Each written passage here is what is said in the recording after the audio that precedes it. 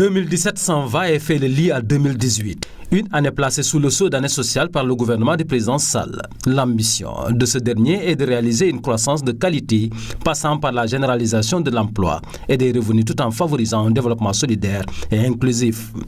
N'a-t-il pas fini de résumer tout cela en ces termes, le Sénégal de tous, le Sénégal pour tous? Et comme pour afficher sa détermination à traduire ce rêve en réalité, c'est un budget de 3 709 milliards 100 millions de nos francs qui est annoncé pour 2018 avec comme priorité les secteurs de la santé, l'éducation, la formation professionnelle, l'agriculture, la pêche, l'artisanat, le financement des PME, PMI, des femmes et des jeunes. C'est beau tout cela. Mais que dire alors du contexte dans lequel devrait se réaliser cette ambition gouvernementale?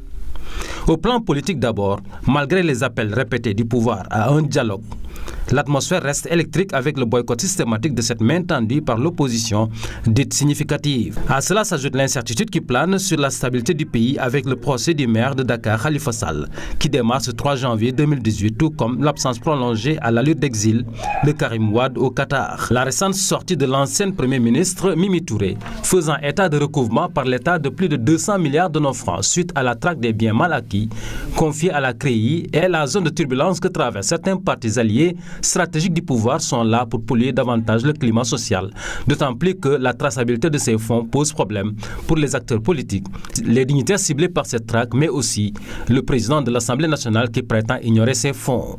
Et comme pour démontrer qu'entre promesses et réalité, il y a la mer à boire au Sénégal, les enseignants, tout comme les travailleurs, sont sur le pied de guerre avec l'annonce de perturbation du système éducatif et une marche le 23 janvier pour la CNTS, ceci pour dénoncer le non-respect du pacte de stabilité sociale signé par le gouvernement pour les enseignants, de meilleures conditions visant la protection des droits et intérêts des travailleurs au sein des entreprises, services et autres établissements pour la Confédération nationale des travailleurs du Sénégal.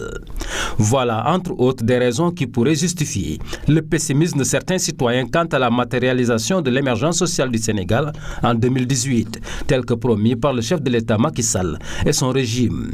2018, année sociale au Sénégal, mythe ou réalité? Laissons au temps le temps d'en savoir plus.